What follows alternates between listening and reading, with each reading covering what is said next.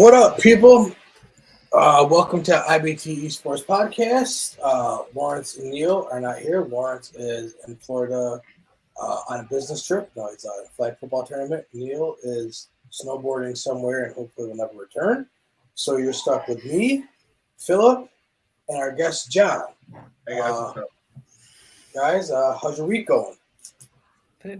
Good, John. You're a guest. going pretty good. Thanks. Glad to be on.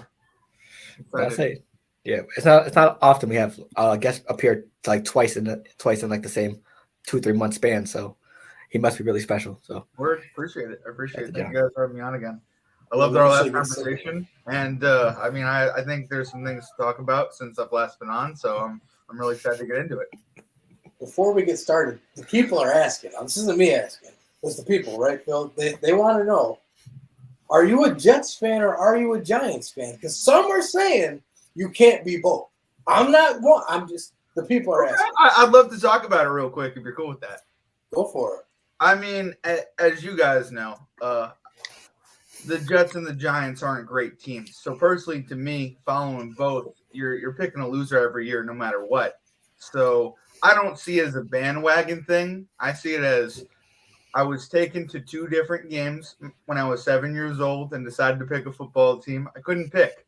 I fell in love with the sport. You know what I mean? So the love of the game. The love of the game. My dad's a Jets fan. My aunt Robin on my mom's side is a Giants fan who brought me to my first football game ever. So I mean, I got to meet Eli Manning. So I love the Jets. I'll follow the Jets just as much as the Giants, but I can't definitively pick one. And I mean, there are other people who haven't been able to pick one either, even NFL coaches. So, I mean, interesting. But what about you guys? I mean, do you think it's okay that I'm a Jets and Giants fan? Does it hurt you guys at all? Or so would you like to speak on it? See, my thing, the Jets and Giants, I guess they both stink, so it's a little bit different. It's half and half. It's one total team. Right. You know, if you put 2 together, it makes one team. But I typically am of the belief you should have one team.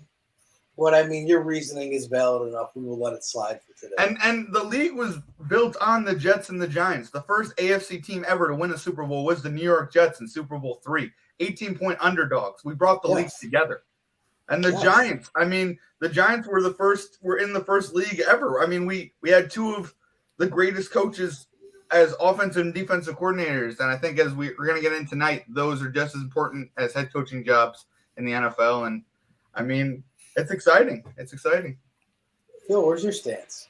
I mean, hey, I've heard the same speech since 2014, 2015. So, I mean, I'm used to it. Hey, it's like if Neil was a Chargers and a Rams fan. They share the same stadium. It'd be wild. You know, historically, the Chargers were in San Diego. Oh, no, if he was in now, because, you know. I'm just saying.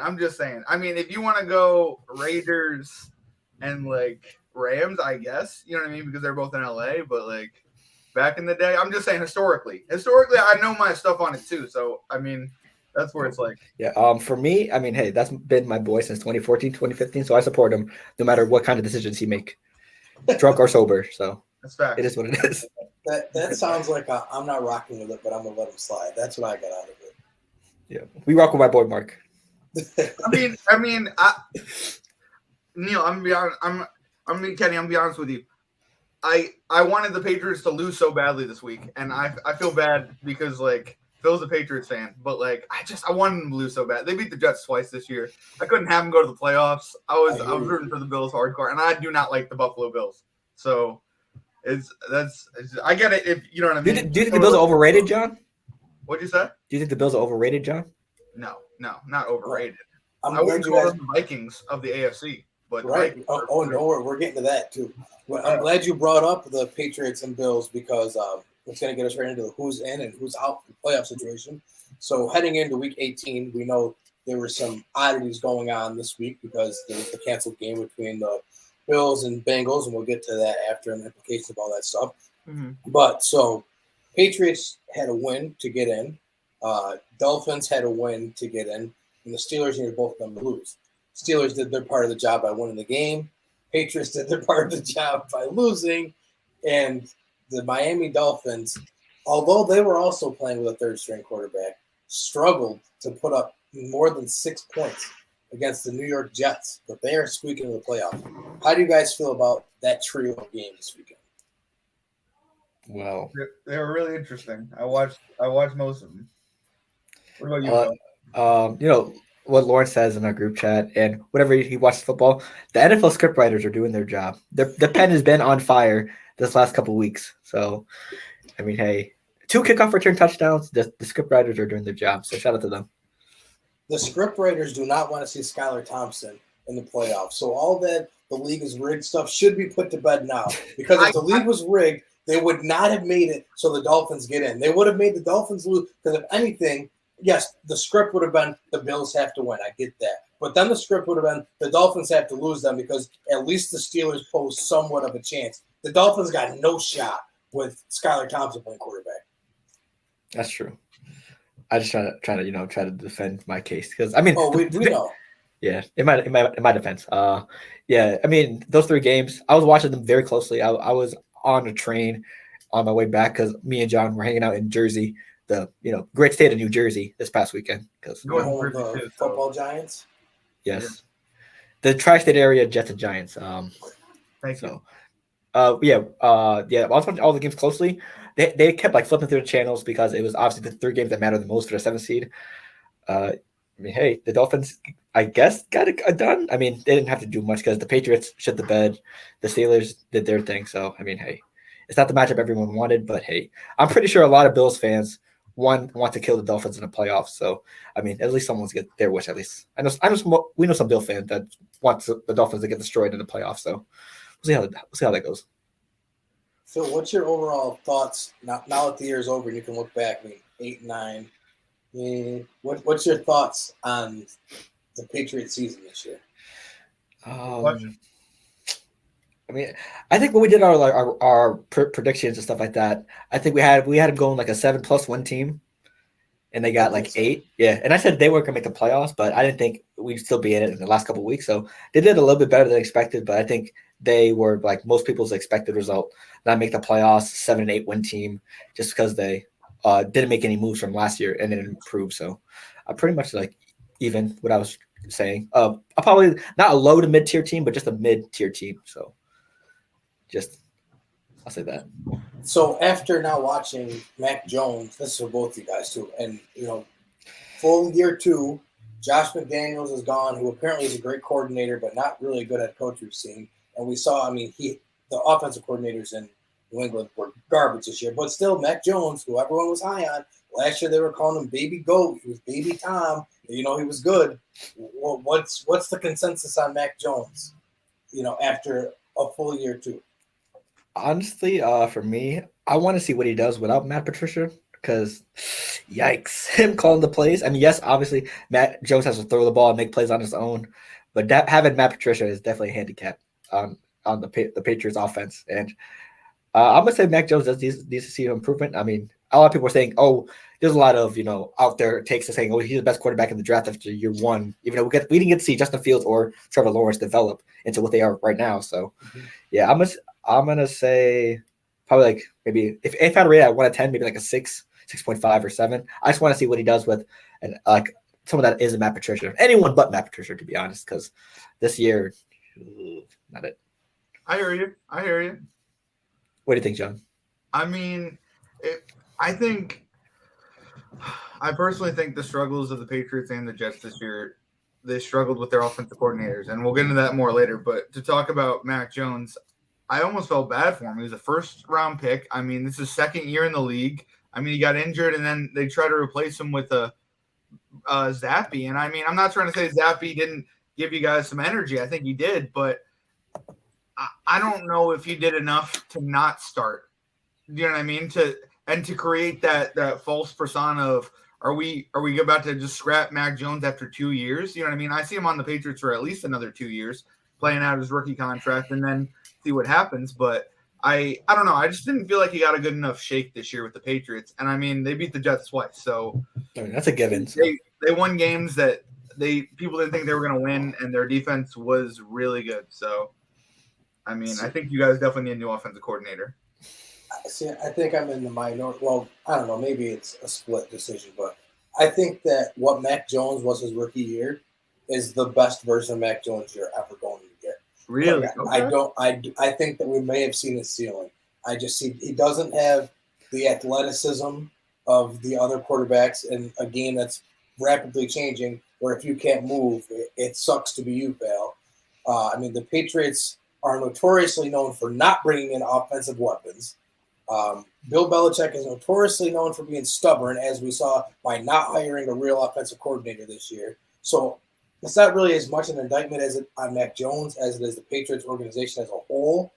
I think that Mac Jones is nothing more than a good game manager that can be a bridge quarterback, but I personally don't see him as the guy that's going to lead a team to a Super Bowl. That's just where I stand. That's a fair. But I also don't think right now that the Patriots, unless you're getting a top 5 quarterback, I would not move off of Mac Jones. I got a question for you. Did you hear about the rumor about Tom coming back? Well, I mean that is a rumor. I don't believe in that. Bill's on that. I believe he's going to Las Vegas. But more Hopkins to New England, because Bill Belichick and DeAndre Hopkins apparently have an amazing relationship on the field. He's one of the players he's paid his respect to most when he's played him. So, I mean, bring him in on a friendly deal. You know what I mean? Well, or get a trade going. I don't know the deal. The only issue I have with a Hopkins deal, which really goes for any team, is being that he's getting older. We're seeing that he obviously was suspended this year. He got hurt the end of last year. What are you giving up for Hopkins? Like when Julio left the Falcons, we only got a second rounder for him.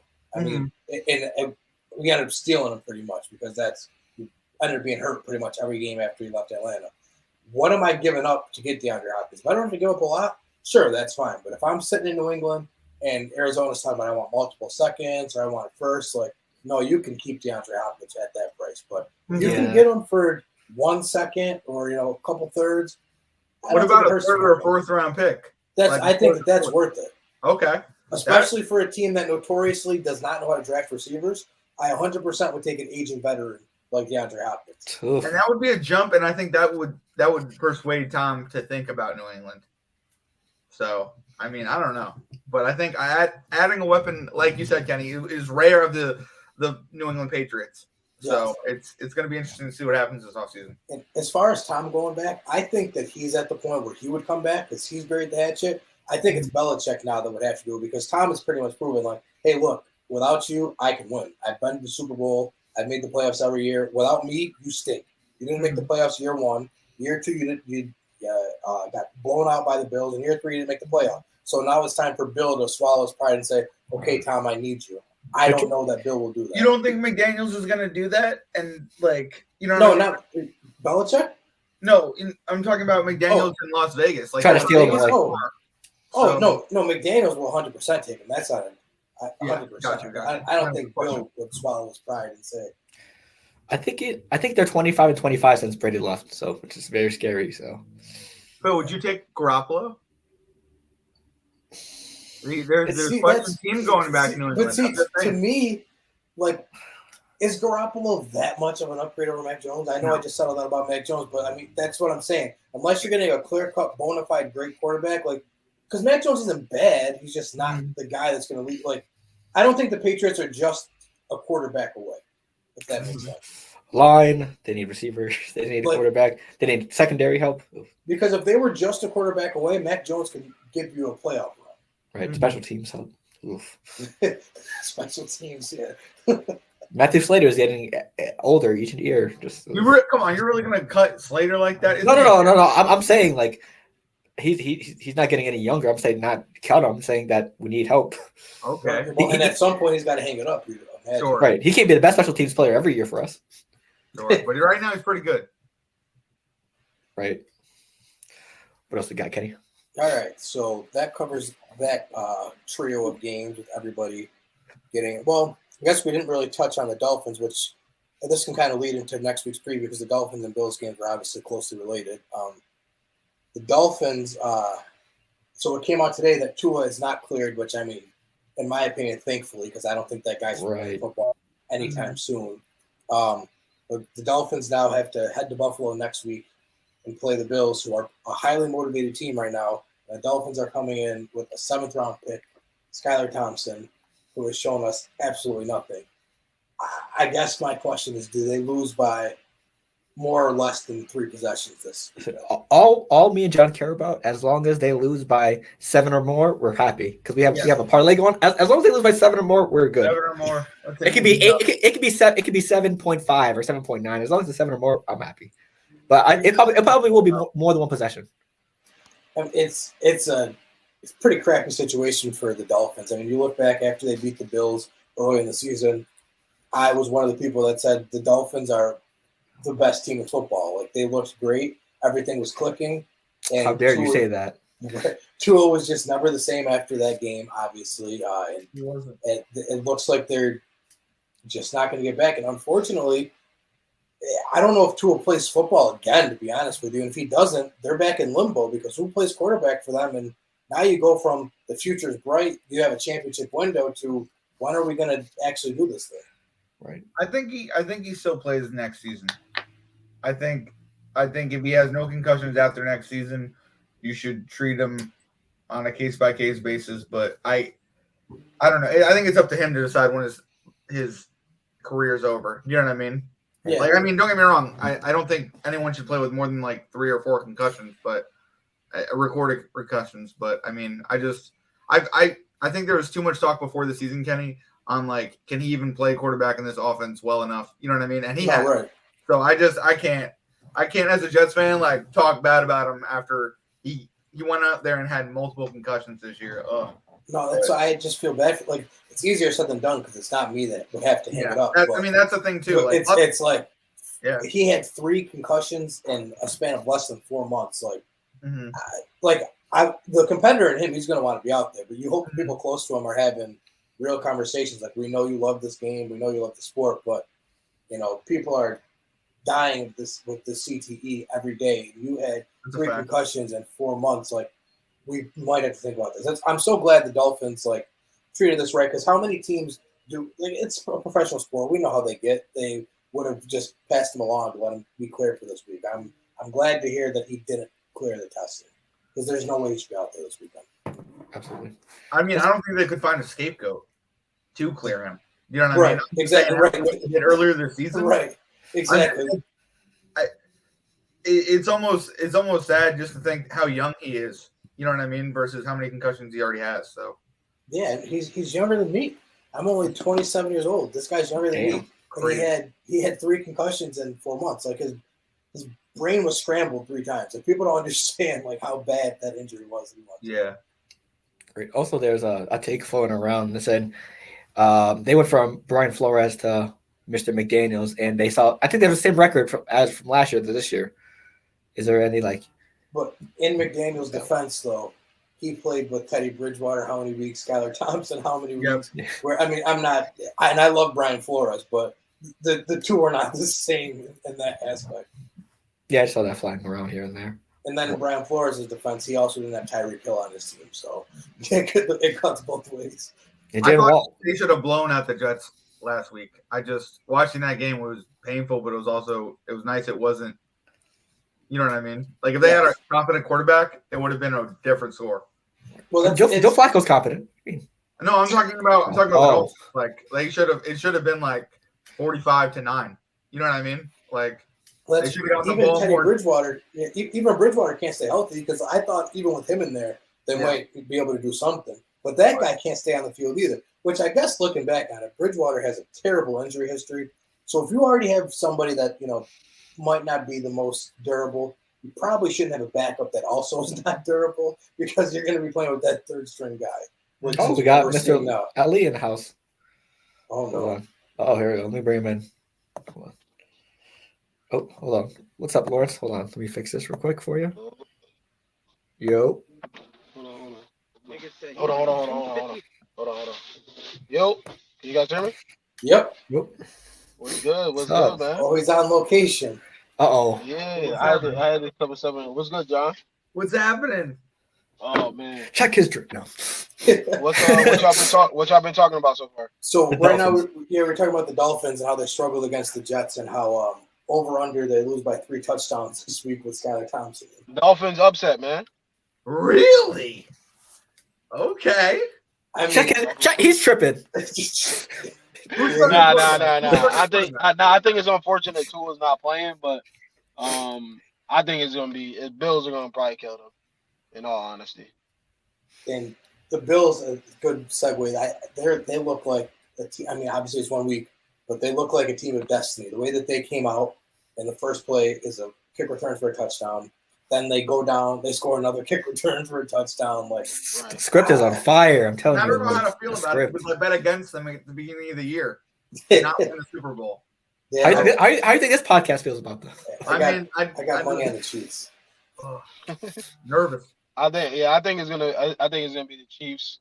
I don't know. I feel like the matchups. I don't feel like the Bills are gonna lose, but I think there's an opportunity for the Dolphins to try to do something crazy, and I can see the Ravens doing something miraculous against the Ravens, the Bengals too. Without Lamar, I agree with that. I do agree that the Ravens could be. You got to think the Ravens had something up their sleeve last week because let's all keep this in mind. If the Ravens won that game, it would have been a coin flip on whether or not they would have been home against the Bengals.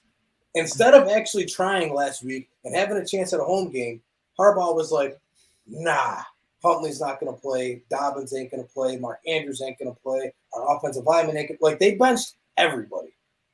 I don't know. It seems like a weird situation. Like you don't bench everybody with a chance at a home playoff game unless you feel confident going into the next week. So I don't know what they got up their sleeves this week, but I think Lawrence is right. That game might be closer than we're anticipating.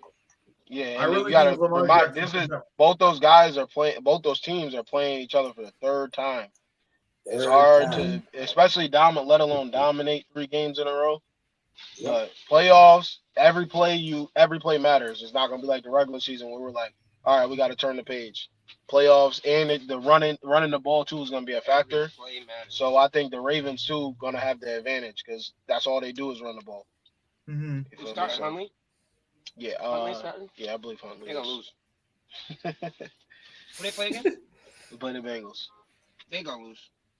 But I wanted to stop in, fellas, and say what's up.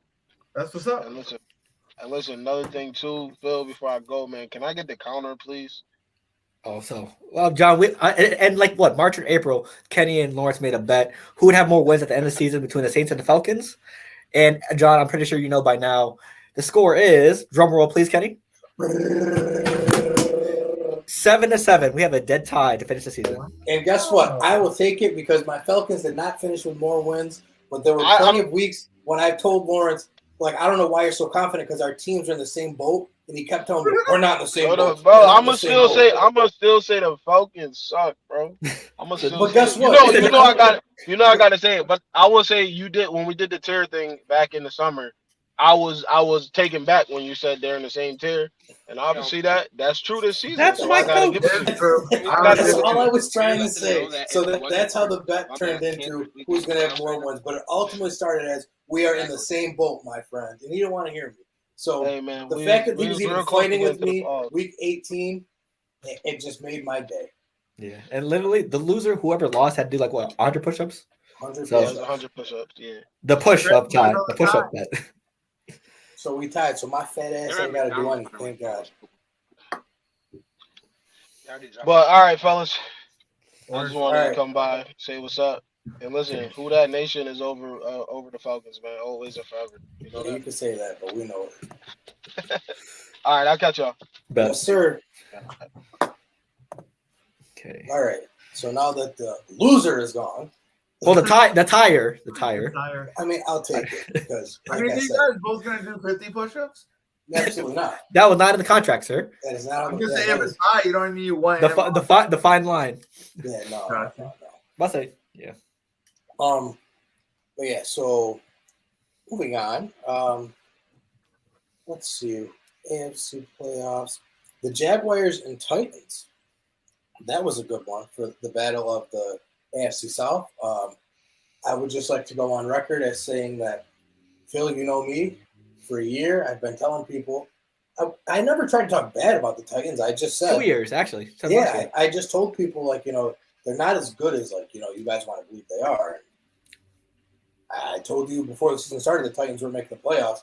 my guess was the Colts were going to make the playoffs. Which, woo, boy, was I wrong there. We also thought so, yeah. But the Jags got it over them, so I might have been wrong. But even when I'm wrong, I'm right. Okay. Love to be.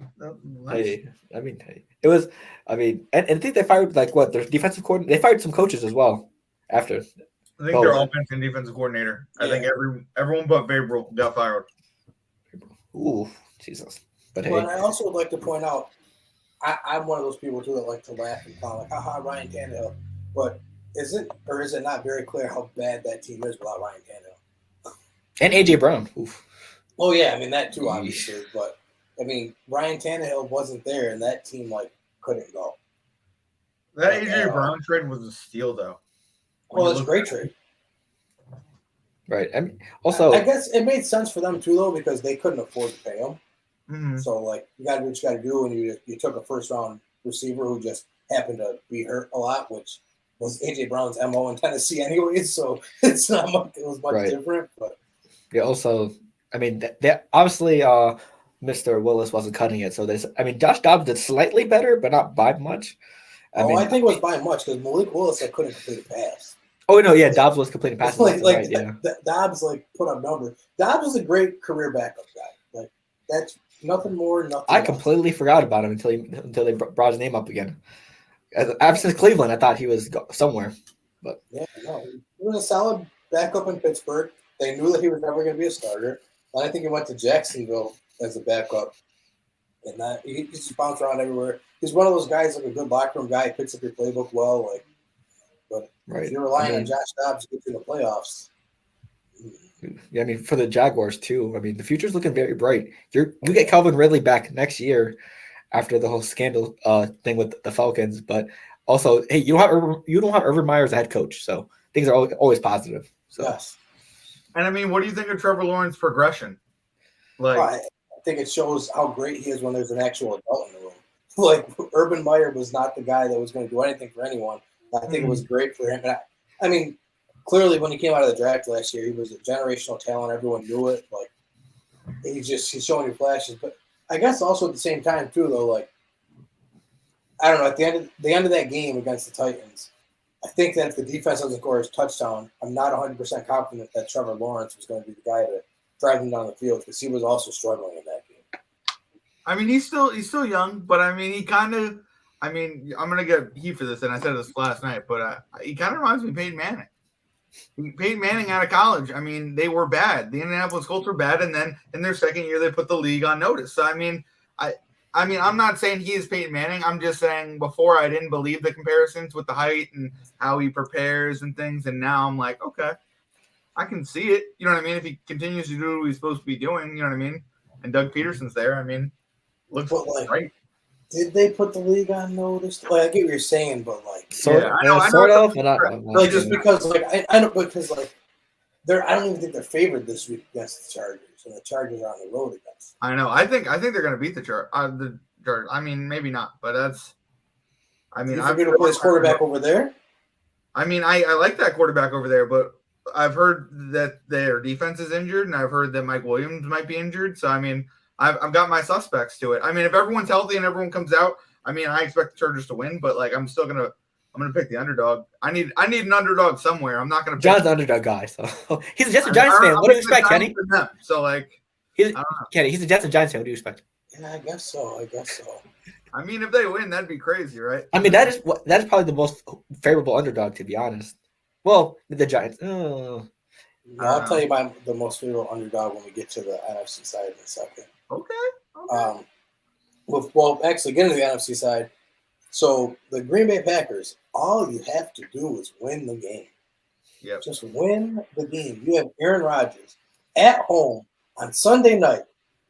I love Aaron Rodgers. I, for a long time, said he was the most talented quarterback in the league until Patrick Mahomes stepped foot in the league because now that guy is just on another level. But still, Aaron Rodgers is right there. But at some point, this guy has been disappointing for a couple years straight now. What's going on in Green Bay? What's going on? Kenny, did you see the interview with Lazard? No, I did not. You gotta watch it. It's saucy. The drama is there. The Lions just put the match to the Yeah, flame. basically to like summarize the interview, they were asking about do you think basically the offseason questions like I think he's a free agent or close to a free agent. Do you see yourself coming back? Yada yada. He's basically saying how it's his last game, stuff like that. Basically just the tone of it. He doesn't plan on coming back. That's basically the tone of the interview. Like Josh Jacobs-esque. Okay. And he scored a touchdown. Like you know what I mean? Like he was a part of their offense somewhat. I mean, well, I think that partially though, because when you watch the end of that game, and I was listening to a NFL podcast, and they brought it up too, so it wasn't just me. They said the way that NBC was covering Aaron Rodgers at the end of that game, like they were following Aaron Rodgers, watching him just like take it all in and look around. Yeah. Then Aaron Rodgers goes arm in arm with Randall Cobb, and they just walk off in the tunnel together. Like maybe Aaron Rodgers is done. Maybe we saw him play his last football game, and maybe that's why I was like, I think remember he flirted with. The statement always said, if you start flirting with retirement, you're already retired. If you retire in your head, it's done. Before the year started, remember, he said, maybe I don't come back. Jeopardy. And this year was not an Aaron Rodgers year. Like, let's be real. Aaron Rodgers was not Aaron Rodgers this year. Yeah, true. To be honest, I think he's done it in Green Bay, but I don't think he's done officially. I would agree with that. That's what I'm thinking. How's he done in Green Bay, though? Because who's taking on his contract? Someone's going to be desperate enough to take that contract. The Jets. The Jets, maybe? You have to have the cap space for it, and the Jets are going to give up all their young talent to bring in Aaron Rodgers and then have nobody. I don't know about that. I don't know. That's what I'm saying. Like that's why. Okay, a team like Vegas too. Like they don't have. I don't think they have the cap for it, and also you're going to give up everything to bring in Aaron Rodgers and be left with nothing again. Or suspect. We don't. What would Green Bay want from us? That's right. No, it's just you have so much money, so. Oh, we have the money, but we don't have the players to trade for him. It's right because like if I'm, you could do first-round picks for the next 2 years. But are you giving up 2 first-round picks for a quarterback that might be there for 1 year? And again, the Patriots are not just a quarterback away. Yeah, because I've seen this show before. It was Brett Favre. Brett Favre walked the retirement line, and then he said, "Oh, it must be nice, this last game," and took it all in and was carried off the field, and then he comes back and. There's an understudy in the wings, right? Love. The difference between the Brett Favre and Aaron Rodgers thing was Green Bay pushed Brett Favre out of town because they couldn't wait to play Aaron Rodgers. Yes. So they were like, "Oh, you're retiring." It wasn't like Favre was thinking about retiring. They told him, "No, you're not coming back." They were like, "Are you going to retire? Are you going to retire?" Yeah, and then he said yes, and then he came back. It was like, "Oh no, you're not coming back, right? Like if you do, you're holding a clipboard next year." And Favre's like, "I'm not holding a clipboard. Guess that means I'm leaving." In this case, I don't think that Green Bay loves Jordan Love. So I think that they would. I mean, to me, it's kind of clear because if you love Jordan Love, you would not have given Aaron Rodgers a massive contract that nobody can trade for at this point last year. You would have kind of told them you either come back here or you go play Jeopardy. Like, I don't care. Instead, they pretty much folded and said, "Okay, we'll give you what you want, pal." That's how I look at it. I get that. It's gonna be the whole offseason is gonna be very interesting. It's gonna be constant drama. Yes. The Pat McAfee podcast is about to be popping. He could go to Indianapolis. He could. They have the money in the picks. I'm just saying. But they also, Matt Ryan's contract is still on the books for them, and it's not. Yeah. The Falcons are playing the guarantee part of it, but it's not like it's a cheap contract still. Yeah. And then they'd be doing the same thing with Aaron Rodgers, where Green Bay be paying the guarantee part, but that contract is still kind of big. Mm-hmm. So I don't know. And they revolving door quarterbacks there in Indy. I think they're finally just trying to get a young guy and say, "This is our guy." Like I don't think they want these. They might give Chicago a call. That's at least how I'm thinking. Like I don't know. It would make sense because you had Phillip Rivers. You knew he was only going to be there for a year. Then you thought, okay, we'll bring in Carson Wentz. Okay, that didn't work. Okay, let's bring in Matt Ryan. Okay, that didn't work. Like, do I really? Obviously Aaron Rodgers is otherworldly, but. Do I want to bring in a guy that I know is only going to be here for a year or two and then we'll be in the same situation again? It doesn't look good when it becomes a trend. Right. Exactly. Like, for example, the Tampa Bay Buccaneers. Guy. Yes, like Tampa Bay Buccaneers. When Tom Brady inevitably leaves them after this year, like, would you go after Aaron Rodgers? It worked out for the last time, but like. It all depends. Do you want to take the Kawhi Leonard route? You want to win a championship, then downhill after that? It's all to you. Right. Or have a chance to win a Super Bowl. All right. Well, he might come back. I don't know. Yeah. Wilson. All right, so let's kind of jump into a little bit of next week's matchups, and let's start with John's Giants versus the Vikings, because John said something earlier that I've been harping on and I've been taking heat for about the Minnesota Vikings. They are the worst 13-4 team you will ever see in the history of all sports. That team plays down to everybody they play. I told you guys that they might lose to the Giants on Christmas Eve. Everybody looked at me like I was nuts. And then what happened? They almost lost to the Giants on Christmas Eve. It took a miracle. Then they got killed at home against Dallas. I don't know. Everyone says, by the Packers. Yes. Everyone says, the record of one-score games is good, but you shouldn't be playing that many one-score games. So and I don't gave know. up 30 points to the Colts for a miraculous comeback. Yeah, so I don't know. Maybe I'm just different, but I think, John, you want an upset this week? Here's your upset. I think the Giants beat the Vikings this week. That's what's up. I mean, I chose Minnesota. I do agree that they're frauds in the playoffs, but I think they at least make the second round and then prove they're frauds. I just think that the Giants' offense is not the most confident offense for me. So okay, understandable. But did you watch the Giants' offense when they played the Minnesota the first time? I also watched last week when Daniel Jones went absolutely crazy. Or the week before, yeah. So that's he sat last week. It was a week before, yeah. What against the Colts? Yeah. So hey, I don't. Yeah, I just think that they're in the second round upset. I just don't think that they're gonna imagine just them being frauds right out of the gate.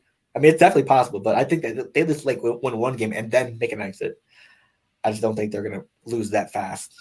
That'd be crazy if it did. It's an interesting storyline because if they did, and that's how they leave their season, versus how the Lions just left their season against Green Bay, who's been, you know what I mean, the top of the division forever. I mean, I think it was said last night on Ball Central, but I mean, I'm liking the Lions next year. I mean, they look like a team that needs to add a couple more pieces, and they're going to be scary. You know what I mean? So if the Lions just beat Seattle this year, the Lions are in the playoffs this year. I know it's so that's so sad. I know. Right, as long as Jamal Williams is there, that's all that matters. We got to put some respect on Daniel Jones' name now. I'm so tired of people saying like he's just John's been hearing that forever. I've been saying that forever, and the ownership has been saying it. People have been saying, I'm just I can't with these offensive coordinates. But I mean, at the same time, I've also been on TikTok and other places watching podcasts, and there are these Giant fans that are crazy because they're like, I've seen this before. A bad quarterback leads his team into the playoffs and to the Super Bowl. Eli Manning just did this, and he's the worst. I was just when he said that, I was just how rude. But let me tell you something about this, though. I mean, I'm not picking the Giants to get the Super Bowl. Okay, thank you. But the NFC is so weak that any one of these 7 teams could come out of the NFC. True. I've been harping on this for Philly. Yes, their record is great, but we saw Philly has cracks in their team. We've seen that. They've got some. The last couple of weeks, they've been looking very vulnerable. That's what I'm saying. They're vulnerable. They're still probably the favorite for other people, but they're vulnerable. Then you have San Fran, who's my favorite, but they're playing with Brock Purdy. So again, I'm not sold on them, but they're probably my favorite. We got to see the playoff. We got to see playoff Purdy. We got to see how he performs in the playoff. Different season. I told you how I felt about the Vikings. We'll get to the Bucs and Cowboys after, so I won't get crazy about them yet. But so that leaves you with the Giants. So again, they're not my favorite to get in, but I don't think there's one team that's that much better than the others in the NFC. And I think that's why Brian Daboll deserves Coach of the Year, because time in and time out, his decisions have determined games. Yes, he's lost us some games with some of his decisions, but he's also won way more than expected. You know what I mean? This was supposed to be a rebuilding season for the New York Giants. And the fact that they're in the playoffs is spectacular, and that's great coaching. Because guess what? The Jets should have been in the playoffs, but they're not because of bad coaching. So it's – I mean, and Zach Wilson. And Zach Wilson, yes. But why did Zach Wilson not develop? Because Matt LaFleur didn't develop him. I've been saying that forever, right, Phil? And they just fired him today. I was shocked when that came through because, I didn't think anyone, you know what I mean? Whatever. I would go with Coach of the Year just with Doug Peterson, just because. Understandable. that team was the first overall pick last year. Yeah. And now they're in the playoffs, and they started 1-6 or something ridiculous. It was like 2-7. Yeah, it was something insane. They finished the year 9. Even more. They were the first overall pick for 2 years in a row. Yes, right. Like so, it's. I got to give it to him just strictly based off of that. But yes, Daboll is not a bad choice as well. But I would give my vote if I had one to Doug Peterson. Okay, I understand. That's fair. Yeah, can't go wrong with that. I would be mad at that. All right, so we touched on that game. Ravens and Bengals we kind of touched on, so we won't get too crazy into that. Dolphins, Bills we just kind of spoke on. Kenny, I got a quick question for you on the Ravens Bengals. Yes. If Lamar Jackson wins that game, does he deserve his guaranteed contract? I don't think he plays, to be honest. You don't think he plays? Yeah, I'm not. It's looking like Huntley's going to play, honestly, which is very unfortunate. But if he does play after sitting for 5 weeks and being rusty with the PCL, right? He goes into Cincy and beats the defending AFC champs. I mean, I think he deserves the contract anyways because me too. Because we're literally watching the Ravens stink without him. But what do I know? But yeah, if he goes in there, there's no argument anymore. You have to. Okay, cool. I've been seeing some things too, saying the Falcons are gonna. They got all the money and, Lamar and Atlanta. I wouldn't hate that. That'd be a new Michael Vick. I mean, I would love to get Lamar Jackson, but Lawrence will have a heart attack. That would light Atlanta on fire. Could you imagine? We'd have to cancel the podcast for the rest of the time if that happened because Lawrence would never want to speak to you. Imagine facing him, Kyle Pitts, and Drake London 2 times a year. And don't forget about Tyler Algier, who is the only rookie running back going for 1,000, unless Kenneth Walker did. I didn't even watch. Kenneth Walker did, and Algier, yeah.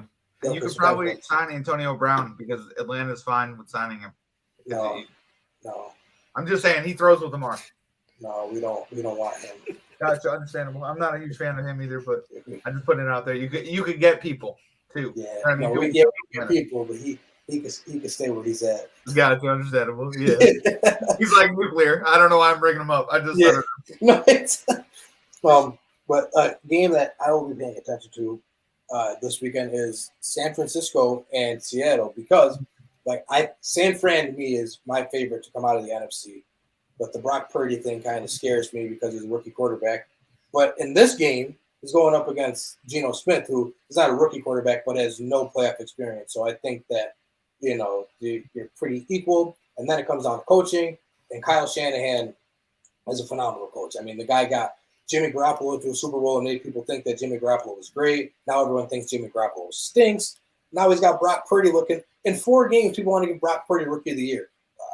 He was the last pick of the draft. I mean, Kyle Shanahan is an absolute stud, and I think that if this team gets to even the conference championship, honestly, you can put Kyle Shanahan's name in the hat for Coach of the Year.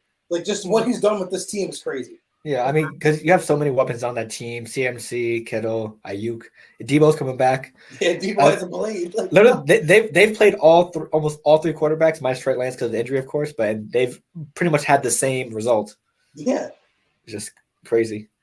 Once they traded for Christian McCaffrey, I knew they were going to be a force-speed record. That was scary at that point because then you don't need to run the ball with Debo ever again.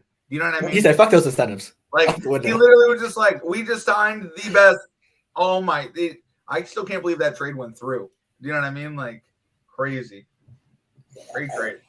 I mean, I think that San Fran they're a super dangerous team. Especially because how many teams do you know that the quarterback doesn't matter? I mean, we were just talking about how Miami has to play with the 3rd-string quarterback. Oh, there you go. There's your season. Yep. Well, San Fran's been playing with Brock Purdy for 4 or 5 weeks, and they've looked like the best team in football. Well, Brock Purdy, I feel like also he's been good.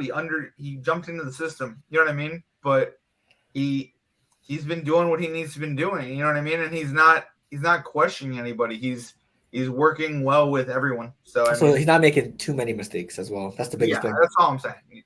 Well, that's the beauty of Kyle Shanahan's system. It doesn't ask your quarterback to actually do a ton. Your job is don't make a mistake. Let the skill players do the rest, yeah. Yes. Dump it off. And, hey, if the guy's open downfield, now take your shot. But do not take a ton of shots. and it works. It does. I'm just the only reason I bring it up is because I feel like Zach Wilson. I mean, like he kind of played in a similar system like that, and it didn't work as well because he struggled with like quick reads, and you know what I mean. Like he struggled a big time this year, and I mean he was better than last year. You know what I mean, but. It really, I mean, for me, it tells me something that this kid is going to be good in this league, hopefully. If the 49ers give him a shot, I mean, he could be good. See, John, here, I know that's a big. I'm going to tell you something that's going to be hard to hear. Okay. Phil, you've heard it from me. It goes in our group chats. Zach Wilson, he stinks. That's the problem with Zach Wilson. Bad. It's kind of that's what the issue is. Like, who do you want to compare him to? If you're gonna bring him up, who do you want to compare him to? Who do I want to compare him to? How about the guy that they could have drafted, Justin Fields? I mean, you compare him to Justin Fields, but I'd like to compare him to Alex Smith. And he still stinks. No, I'm just saying when you get an offensive coordinator you can work with. Alex Smith was a top pick who was in the 49ers for forever until he got someone who worked with him and made him better. And then he played in Kansas City and he helped them get to a different stage. You know what I mean? That's wrong. Got replaced. Correct. But see, the thing, when you looked at Alex Smith, though, you knew, like, okay, this guy, like, there's something there. We just don't know what it is yet. When you watch Zach Wilson, I don't know. Maybe it's just me. Phil, tell me if I'm wrong. I don't see nothing. Like, I just see a guy that looks lost out there, who's not as talented as plenty of other quarterbacks in the league. I mean, the guy was healthy, and they'd rather play Mike White over him.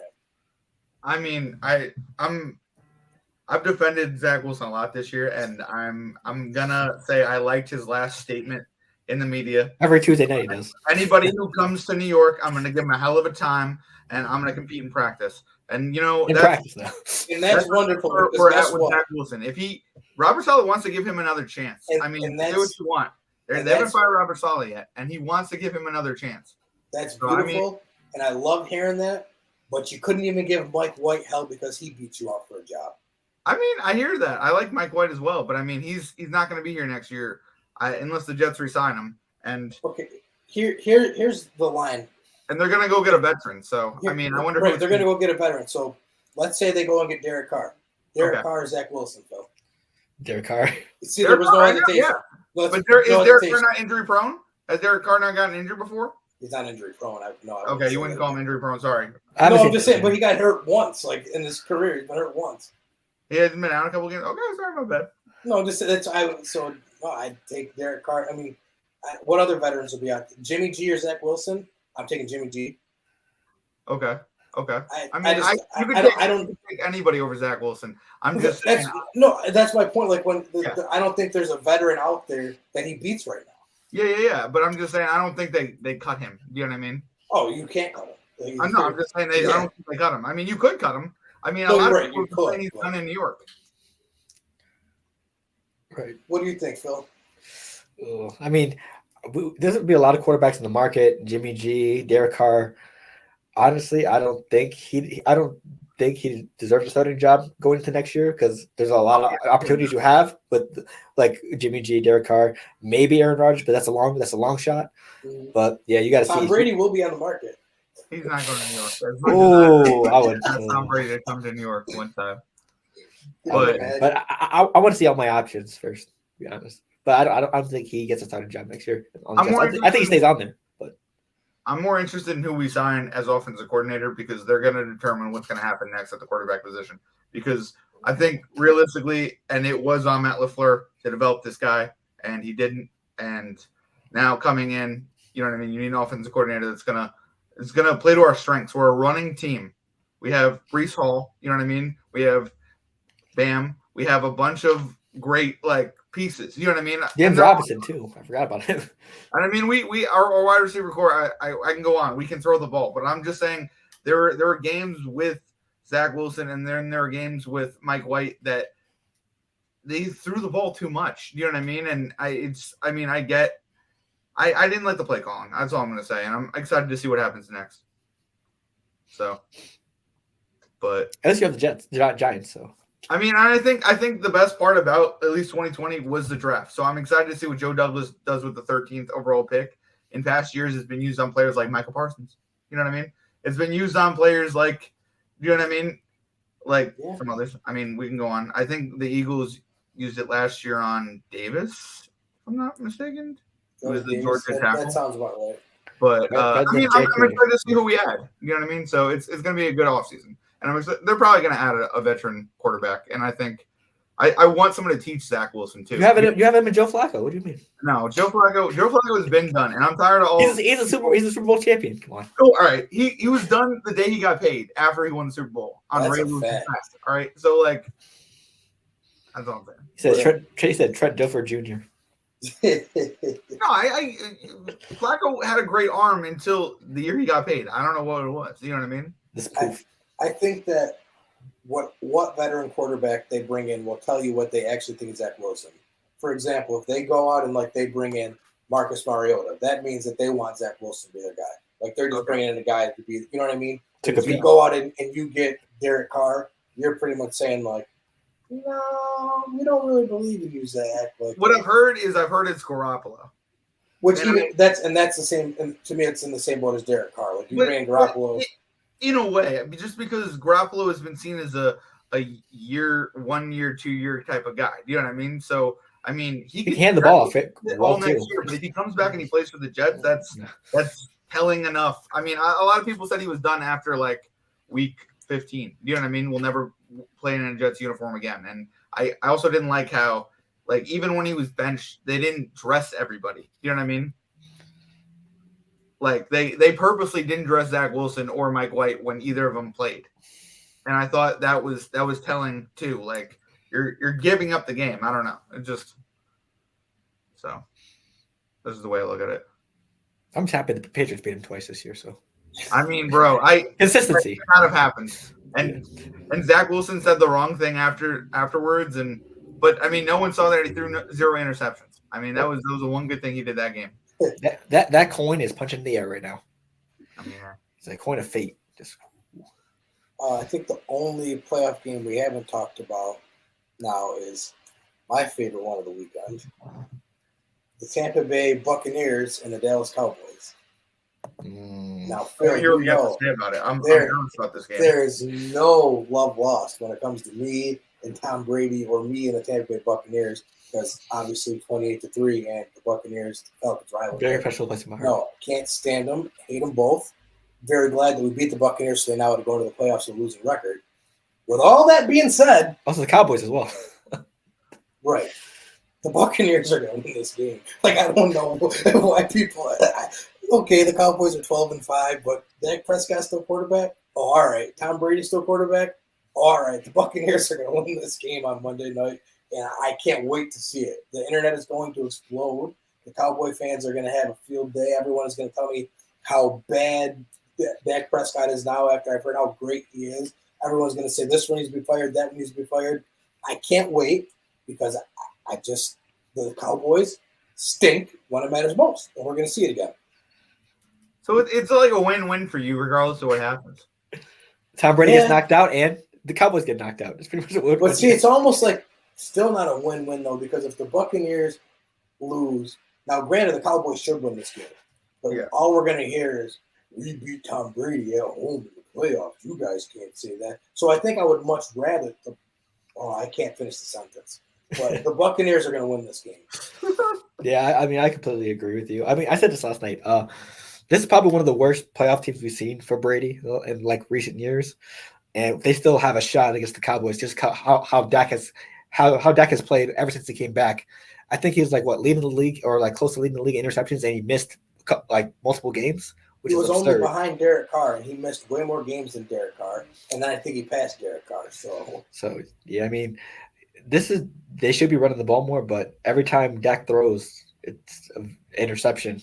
So yeah, I just think that I don't think the Bucs are going to win at all, obviously, but I think they at least give the Cowboys a run, and I do think, like I agree with Kenny, I do think they at least they're going to win the game, and Cowboys Nation, including one of our co-hosts, Akeem, we're going to be very upset. So it's going to be very interesting to see how this game goes. I'm excited. It's interesting. I don't know. I don't know if I see the Cowboys losing in this game, just because, just to what you said, Phil. If they run the ball, I mean, the Cowboys defense is. Bucs defense is terrible right now. That's all I'm saying. So the Bucs are back to full health. And the only other time the Bucs were at full health this year was Week 1 Against when they played the Dallas Cowboys, and they beat the Dallas Cowboys. Yeah, You don't think Micah Parsons goes off in this game?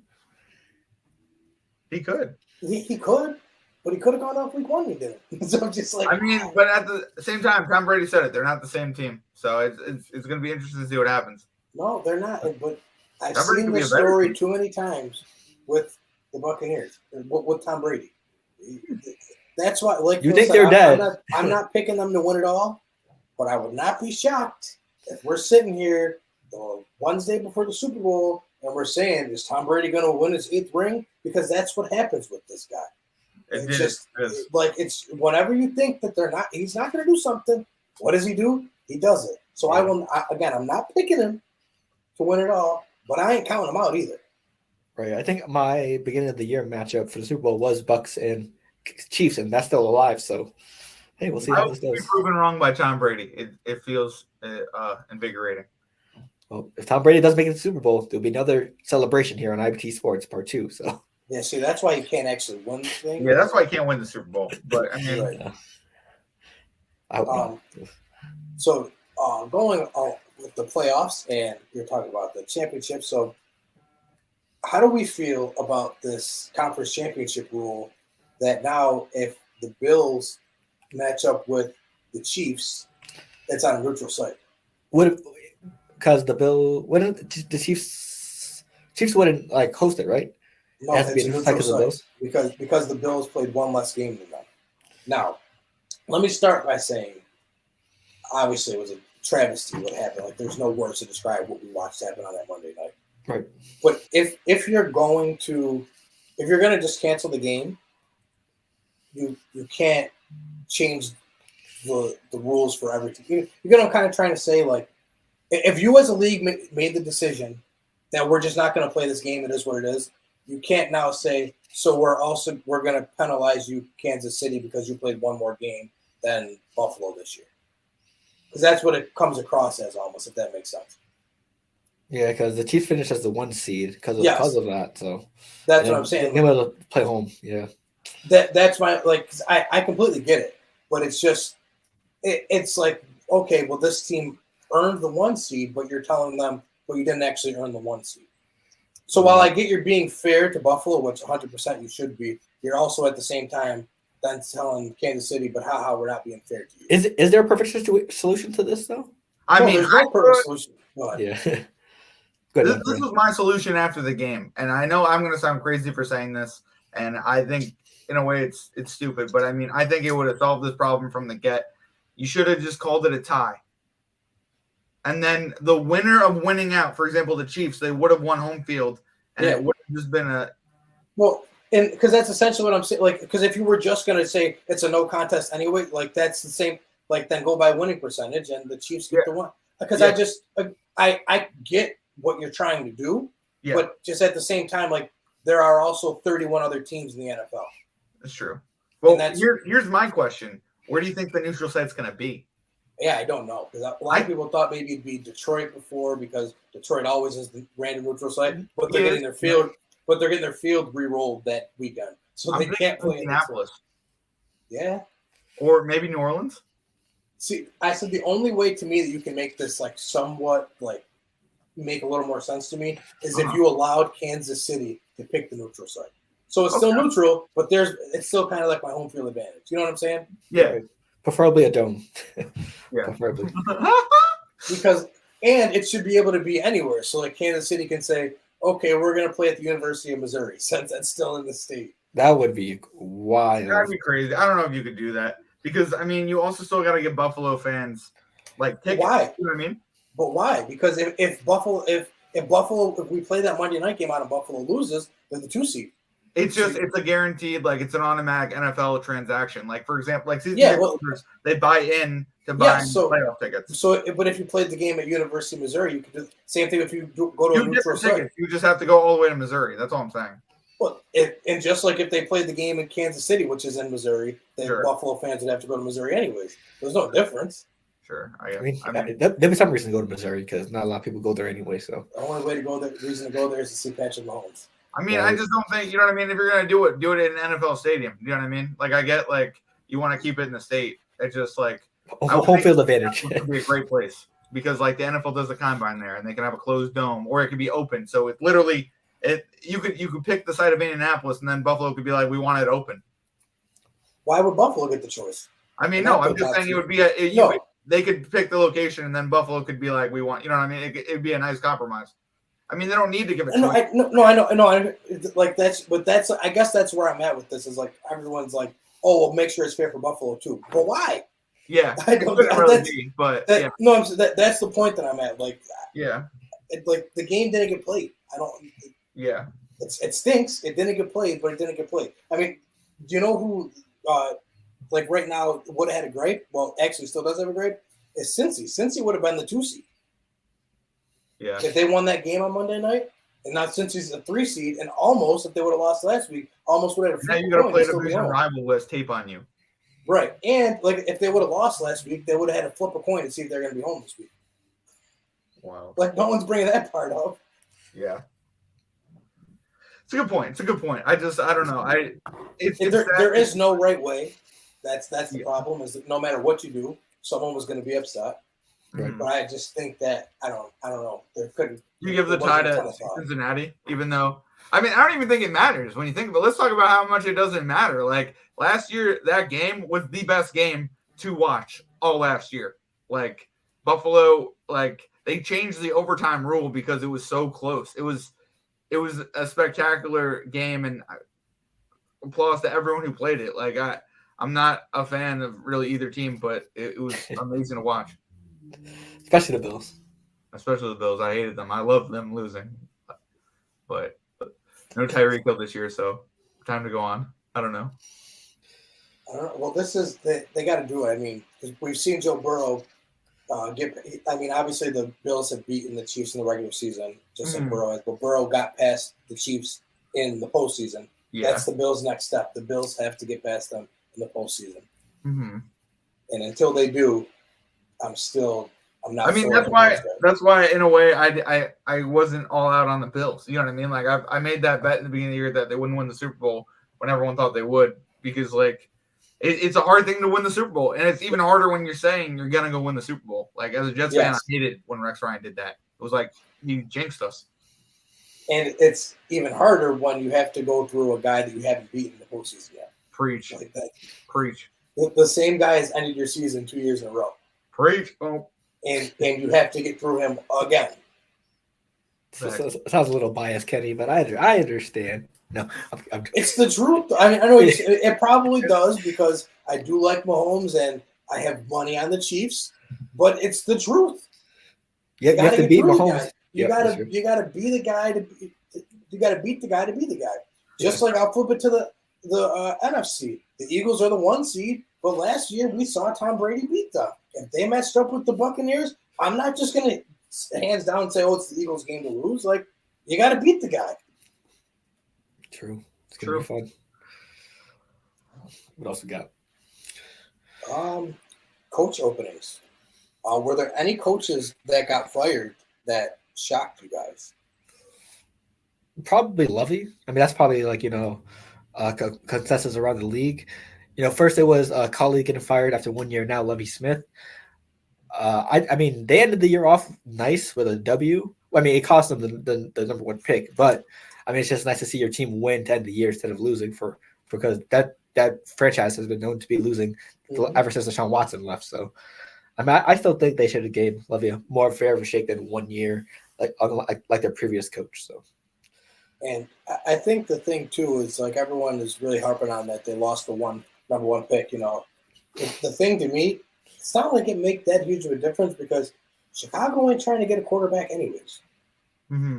Like, I mean, is Chicago most likely going to trade that pick? Sure. But guess what? There's probably going to be 2 great quarterbacks in this draft.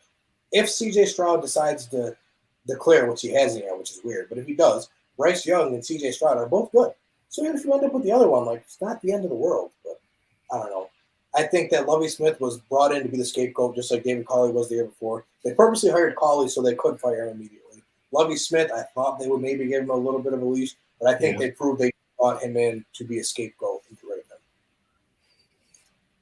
And I don't see that as a nice destination to go to if you're gonna keep firing a first year. Right. That's what I'm saying.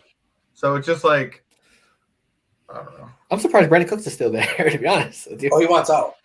Oh yeah, I'm surprised. Yeah, because he wants to be moved badly. Oh, yeah. He's putting up good numbers despite who the quarterback is. Yes. I mean, Davis Mills is a decent quarterback, though.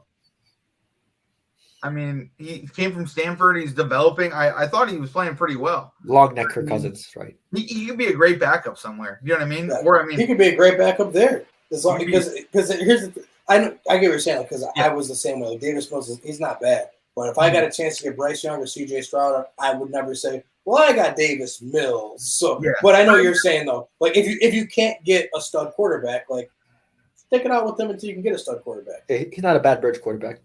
And the Jets should have known that they needed more time with Zach Wilson coming from BYU. You know what I mean? So like, if you don't know if this guy is legit yet, give him a year to understand the system. You know, like Patrick Mahomes did.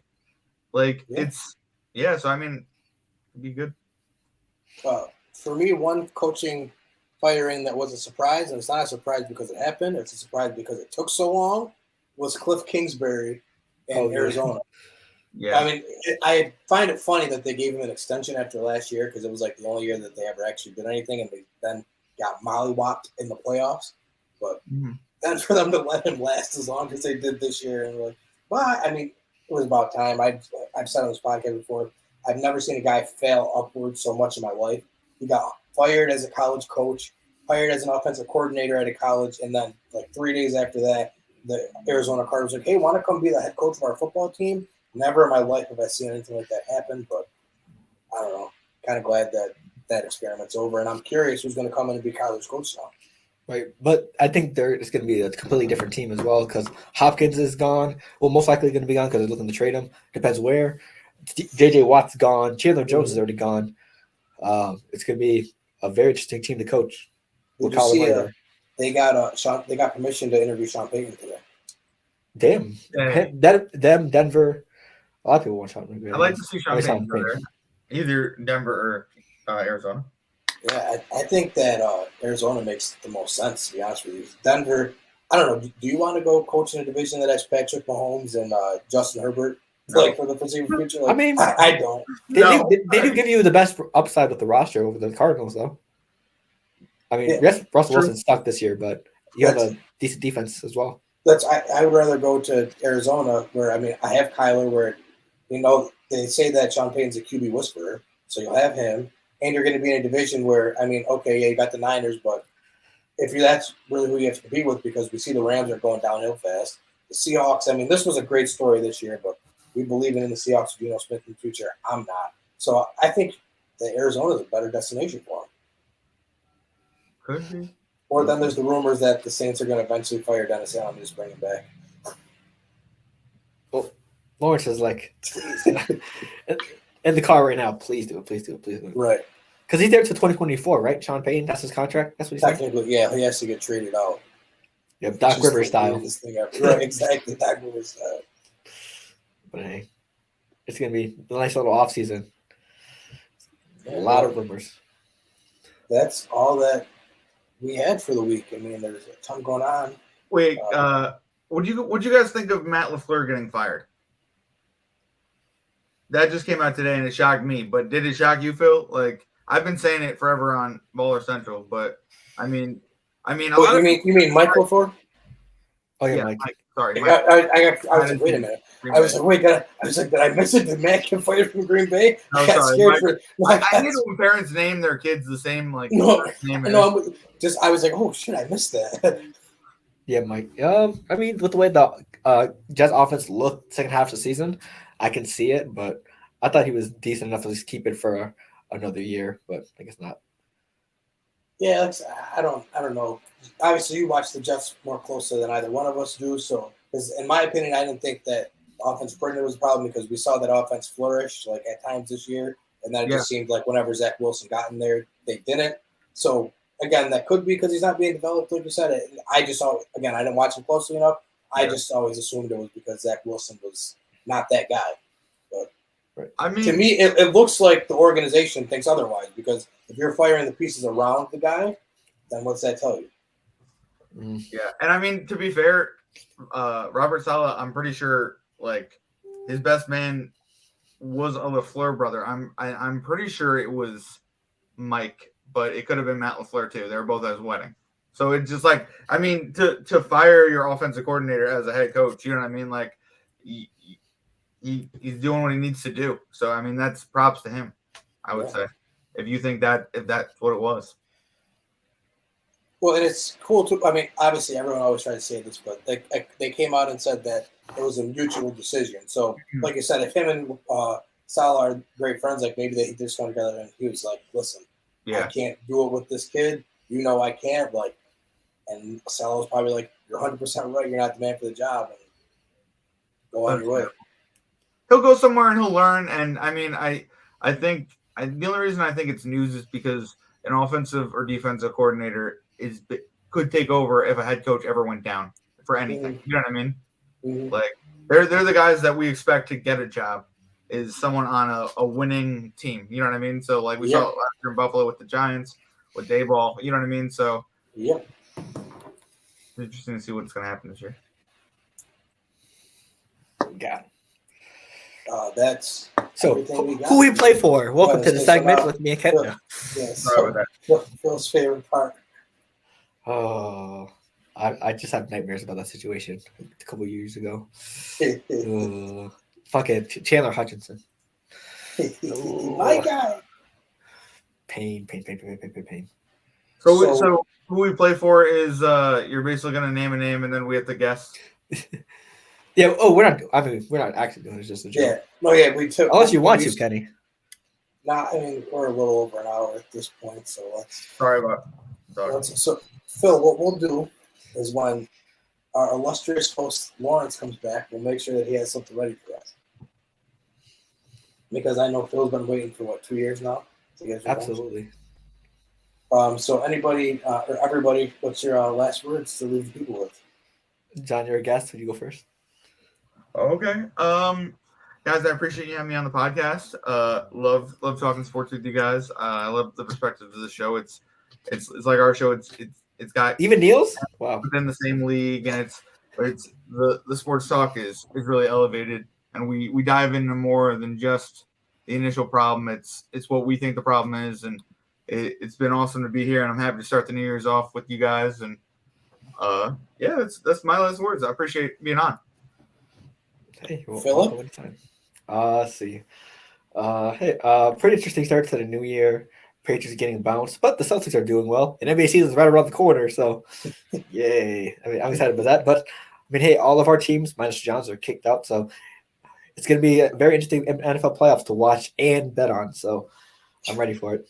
So, I haven't won a bet yet in 2023. So, oh my God, are you okay? Let's go, Phil. Wow. I'm dying inside. Not the best kickoff to 2023. So, we'll see if we bounce back. And thank John for being here this week while the other two decided to take vacation. PTO. Phil, thank you obviously for being here. And my last words I just want to leave with the people is if you guys watched that college football playoff game the other night, the championship. Wow. In my opinion, that game right there shows why you don't need to have more than 4 teams in the playoff. It's like, let's be real, we just watched Georgia dog walk TCU. Little pun intended. Right. like do I really need to watch Bama play Washington in the first round of a playoff just to say there were 12 teams in there? 65-7, wasn't it? Yeah, so could you imagine if we get Bama playing against the number 12 team in the country? Like, what's that game gonna look like? Like, not fun. Like, do I need that game? I don't need it. Like, he's like, we're just trying out the new NCAA game real quick on rookie. I don't know. You don't think the playoffs gonna help make it better though? You think it's no? It all depends who makes it, but I doubt it. Yeah. No, here's the thing, better because it gives you teams like Alabama who, guess what? They didn't deserve the first 4 slots. They didn't, but maybe right. So they didn't. They didn't deserve the first 4 slots. So what are we worried about? No, but you could have played them against TCU. Do you know what I mean? In a bracketed form. That would have been a blowout either way. You know what I mean? I'm just saying it's like the NFL playoffs. Like because the thing, my thing, they're going to bring in 12, which you mean like in this case the first 4 get a bye. And this year would have been the first round would have been Bama versus Washington. Do I need to see that game? Like, does Washington have any shot at winning a national championship? Hell no. So then what is the point of putting 12 teams in if you know the 12th team has no shot at winning a national championship? Yeah, I mean, with the NFL, this has won a national championship. You know what I mean? What? Because Warren Moon played for Washington. You know what I mean? So I'm just saying, like, yes, but the Washington of old and the Washington of today with the NIL and the transfer portal is not the same. Like this, Bama, if they would have played Washington, would have beat them the same way that Georgia just beat TCU. Sure, maybe worse. And there's going to be more games like that. The more teams you add, it's about like that's why I'm against it, because like while people are saying, oh, it's going to make the competition better, it's not. There's going to be 2 rounds of unnecessary games. You see nothing about balls the first 2 rounds. Yes, if anything, if you really want, like, people, oh, well, Bama should have been there over TCU because they would have been more competitive, then put Bama in the top 4 next year. Make it that simple. But even if they lose 2 pivotal games, like, I agree that Bama shouldn't have been in the top 4. Don't get me wrong, but I'm saying like that. If that's your fix, is that we need to find a way to get a team like Bama in there, then put Bama in there. Like, I mean, I think that they made the right choice by leaving Bama out. But if that's your only argument, is that like, Bama deserved it more than TCU, then make them the 4 seed. I guess that's well. That's where I feel like, in a way, if you expand it, you can't have those younger schools or those programs that think they're amazing. Like I always thought it was funny how University of Central Florida would say they went undefeated in their the whatever national championships, and then they play someone, and then they get whopped. You know what I mean? But like, I'm fine with expanding it and adding in some teams that, guess what, aren't going to get a chance at it, just for the fun of it, because I think teams like Bama, sometimes when they're not good enough or they don't put their gas to the pedal, they lose. You know what I mean? So they're probably going to get run over 95% of the time, but I mean, it would have opened Bama to be even in the national championship, so it wouldn't have been 65-7. That's the only reason I'm making that case. But I mean, I think we can look at it both ways.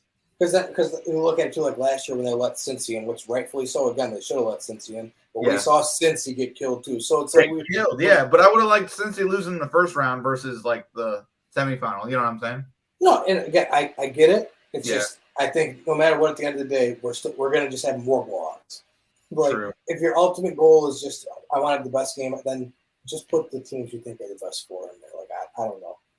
Or the best 2. Just go back to what it was. I know. Because I guess that the point was to make it so that, okay, we're going to have the most competitive games ever.